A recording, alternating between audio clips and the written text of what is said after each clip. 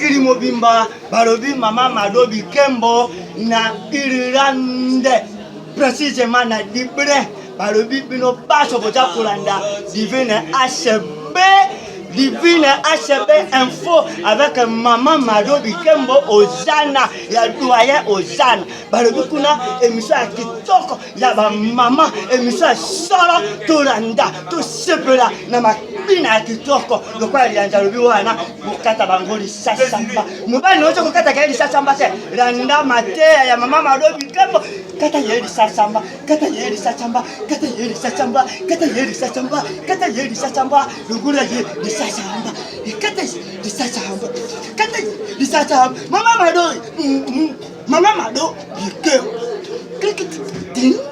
Bonjour à vous, les fidèles de l'émission Évangile Komi Wapi. Il y a Sergio Lutumba TV, Lutumba Sergio TV. Nawebi ke bolandanga kala, mama doit comme busy. Mais les lots na yeli sur devant bino, devant la bino, liboso na bino, pour na ko présenter bino. Mama do a comme une émission mususu la nini na chaîne mususu Divine HB Info ezali mwana ya Lutumba Sergio TV ya émission Évangile Komi Wapi ngai sikoyo na bando sala notre quotidien bo bando talanga na Lutumba Sergio TV bo bando talanga pe bolandinga pe na Divine HB Info wana yurakaka branche mususu ya awa na Irlande pona Lutumba Sergio TV. En tout cas, bolande émission nanga oyo notre quotidien lelo na olobela polémique koti entre maman première dame nabiso maman Olive et maman Denise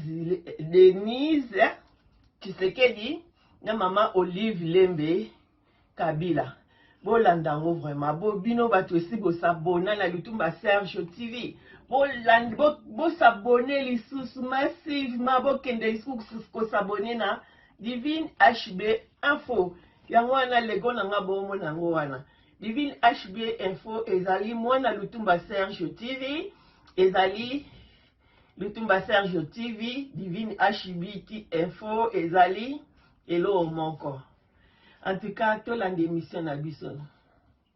Quotidien ngai ya lelo, notre quotidien d'aujourd'hui, na kolobela beaucoup sur polémique oyo ya Congolais à côté entre première dame Mama Denise Tshisekedi na Mama Olive Lembe Kabila. Ezalaki Mama Olive ça ne ba dona ba comédien na ba journaliste ni surtout oh maman Olive boye maman Denise Mutwaza première dame oh maman Olive ye aussi mandé sila lelo yo esali ke maman Denise première dame abengisi ba comédien na ayambi ba comédien ya groupe salongo oh ba ancien alors bi basta lelo komoko ensemble pour na mboka accueilli à pesi 15 000 na famille ya Dadi Di Kambala. En tout cas, mes condoléances na ba comédien nyonso na famille biologique ya Dadi Di Kambala. Et puis, en tout cas, ça biso nyonso tout passe pour Dadi vraiment ako sepelisa biso. Ako sekisa biso vraiment na en Europe na ba malili o mona oza ba stress, oza ba problème o tali Dadi o sepelina. Eh, lolende nazaki, bisengwe. Tolela vraiment Dadi. Na bobo, tu es ma vraiment. Que son âme repose en paix. Maman Denise Tshisekedi, première dame, accueilli à Pesimbongo 15 000 $.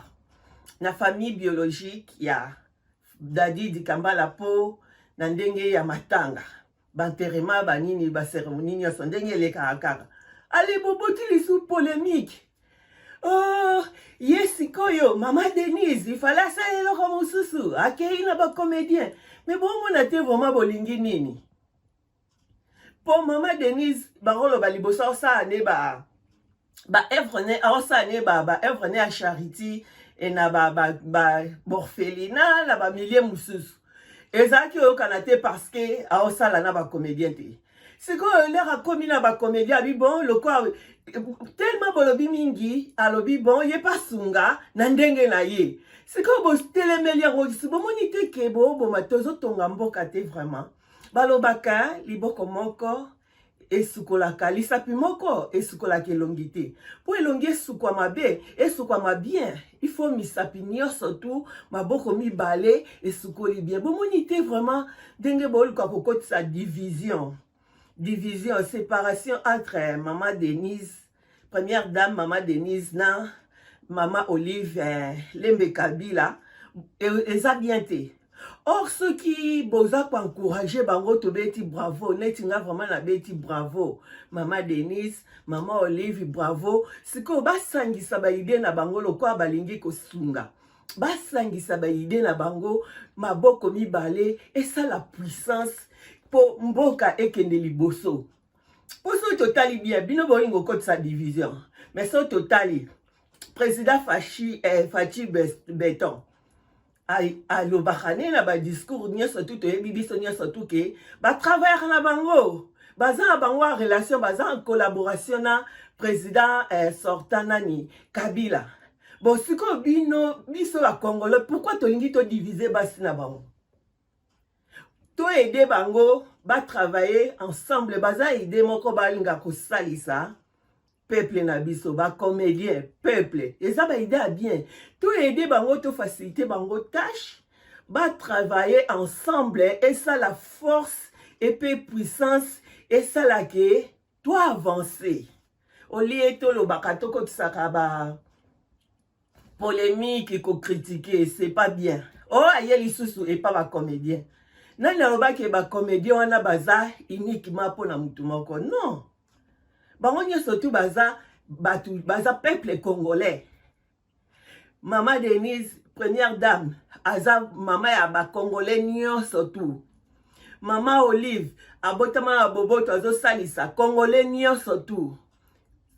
To sunga bango to tika bilobela lobela to tika ba polémique basala ensemble pour toi avancer. Et ça la force pour toi avancer. Tout ce qui a polémique on est bien vraiment. Donc sa division. Et puis ceux qui n'attendent bien. Ndenge zawana, tokoki au lieu de critiquer, tokoki opé ça ba conseil, tokoki opé ça ba idée. Ceux qui paient nde ba yokaka bango na asir bazakana ta otala te mais bato ba memela bango ba nini makambo ngo ba lobaka peke ta peuple ta koto ba lobi bwe lokwa ngai na opesa moi conseil moko idée na ngande na monaka. Maman Denise en tout cas akoli na poto a umeli ayebi bien denge makambo tambola abiso awa omona na chaque no bande tozana na Congo na biso kuna na chaque commune ceux qui batie moi ba centre moko ba centre o ezaka loko ya charité pona ko aider ba fille de riz bano nyonso tu ya riz wana libanda et puis ba sala système ya ndenge to mona ka ba bureau ba charité ezaka biso lokwa awa na pesa exemple awa na Europe na biso na Irlande ezala lokola comment na bosani ezalaka ela ba bureau ebele boye la mususu mutu oza a charge ebele ba facture ebele okei ba ko aider yo la mususu ba kopesa ba conseil ba tali revenu na ondongo ozwaka soki okokofuta vraiment te ba sali ba pesi yo aide et puis bazo aider yo ndenge bando futa ndambu boye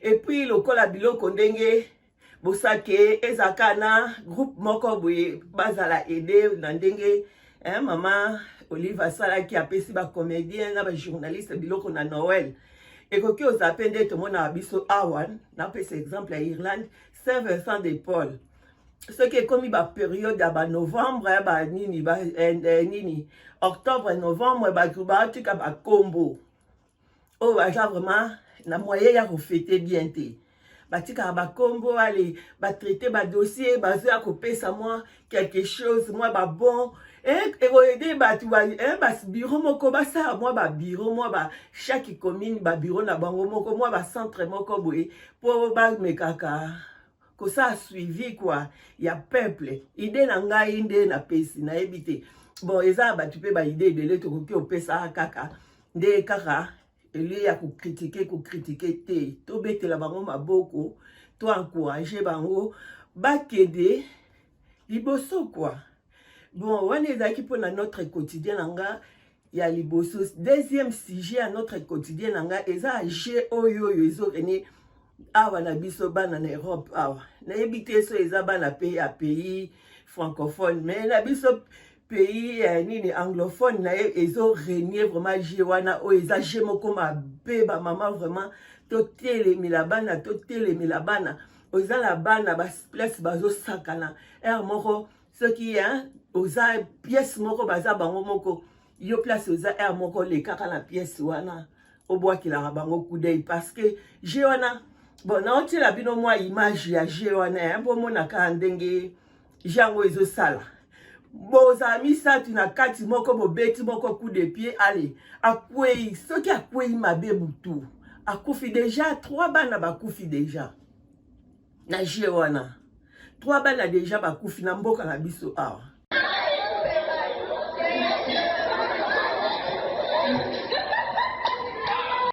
Yango wana na osenga ba mama soki botali vidéo o botali émission o bo partager na ba mama nyoso boyebi ke baza na bana bazwa batala jango et puis benda vraiment bana matoye pour koza toujours derrière bana ko surveiller place bavandi pour likambu danger la bana la bisote quoi. En tout cas nazo remercier beaucoup lelo derrière la caméra eza mon fils bien-aimé Rodi, ya Rodi Luindu la Bikembo. Les koudi nanga na benga ke les koudi. Vous savez benga les koudi a yebi. Bah tu vas benga les koudi ba yebi. En tout cas bisous mon fils. En tout cas merci beaucoup pe na bunde botinde anaza déjà na 3 émissions, ba 3 sujets botinde lingai na yebi na zui yango na préparer yango bien na rosala wana eza na ndenge na rosala yango ya émission ya une famille presque parfaite. Merci vraiment. Numéro yango wana kande bo mona botinda kaka na merci vraiment la monique bo landanga la sepeli na émission na ba conseil bo pesa. Merci na ma copine mwana paria tanga Clotilde na osa émission na otinda ki na osala na préparer ngo oni tande poto temps eza vraiment te. On lit les autres caméramen et bimi Rodi. Mutu caméramen nangai aza vraiment busy à trop. Ya on pona ça à quotidien le pour une émission surtout pour la bana. Na obina salango Rodi a remplacé papa nae. En tout cas merci na mes conseillers. Il y a José Pierre Diavanga, journal Eben magazine. Allez, le sac vraiment. Merci na nyonso tout maman Pierre, maman Alphonsine qui ainsi. Merci à Tantine Alpha, merci. Mon mari que j'aime beaucoup. Il y a Osaka na montage. Bisous. Na lingi bino mingi, merci na bino nyo sonde botala. Merci na ba aussi ba s'abonner. Merci na ba ona ba s'abonner. Te bo s'abonner belé. En tout cas la lingi bino mingi, je vous aime. Bisous. Alors tout s'abonner na Divine HP Info. Divine HB Info, te kopesa ba information ya solo. Divine HB Info, te ngai na yo Divine HB Info, to ko na information ya solo, to ko ta na ka. Uri anja. Ndenge ka ko japuru ba wana. Na Divine HB Info ya mama Mado Bikembo Ozana. Mama Mado Bikembo Ozana.